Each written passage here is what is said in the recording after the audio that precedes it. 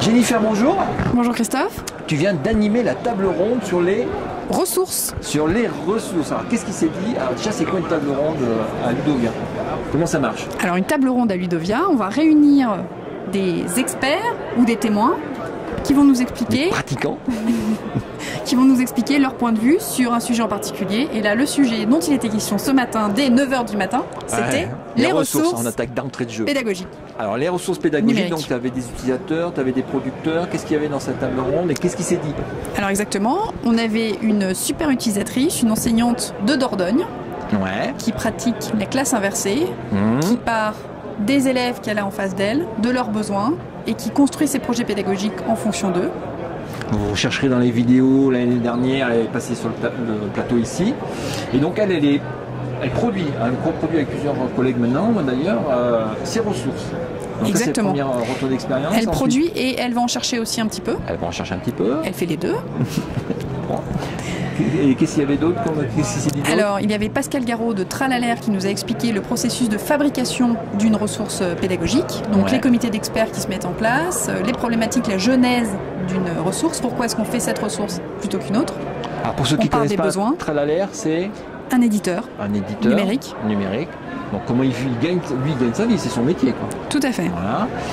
Et encore, donc on a deux exemples. Et voilà, et on avait deux témoins majeurs entre guillemets. Alain Tillet du ministère qui est venu nous expliquer les problématiques du ministère et les envies, les besoins, tout ce que le ministère est en train de mettre en place au service des enseignants et des écoliers.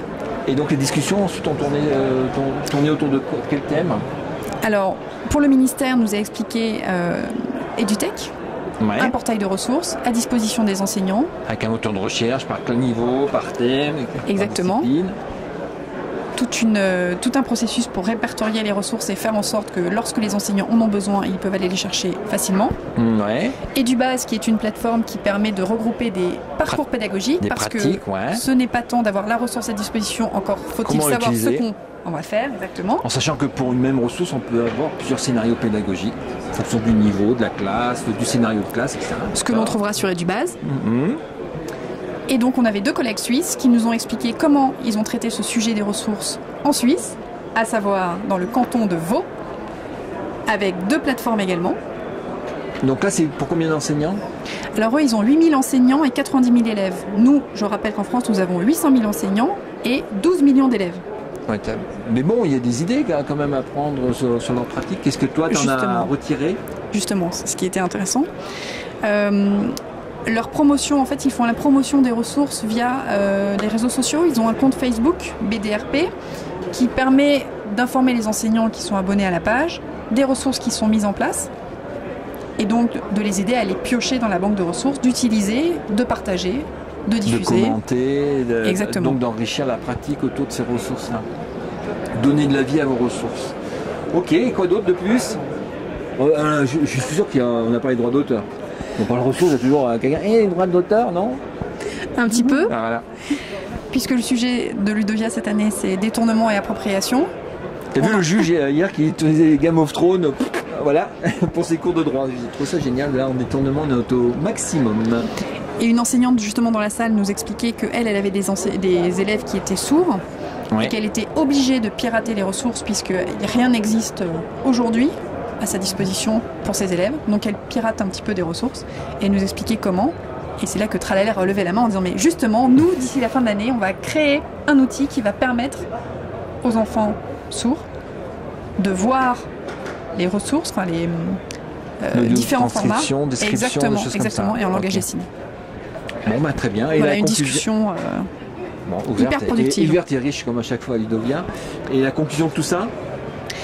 C'est un sujet qui n'est pas simple. Voilà, le sujet n'est pas simple. En fait, qui concerne plusieurs domaines, plusieurs acteurs. Et le but du jeu, c'est de travailler ensemble, de partager. Bon, très bien. D'avancer. Donc toi, tu étais la présidente de la séance, tu as bien dominé ton sujet, ça a fait avancer le public. D'accord. Faisons parler chaque point de vue. Et qu'est-ce que tu vas faire maintenant après à Ludovia? Eh bien, rencontrer des personnes, parler de BrainPop. BrainPop. On fait des vidéos qui permettent d'expliquer les sciences, mathématiques, technologies. On a des super outils méthodologiques en français. On intervient aussi maintenant dans le cadre des TAP. On accompagne les animateurs pour l'éducation aux médias notamment. Ah bah c'est le sujet du jour en ce moment. D'accord. Et tu as un stand, on peut te retrouver ici? Je suis mobile. Elle est mobile. Comme les ressources. Elle est partout. Eh bien merci, à la prochaine. Merci beaucoup, à très bientôt.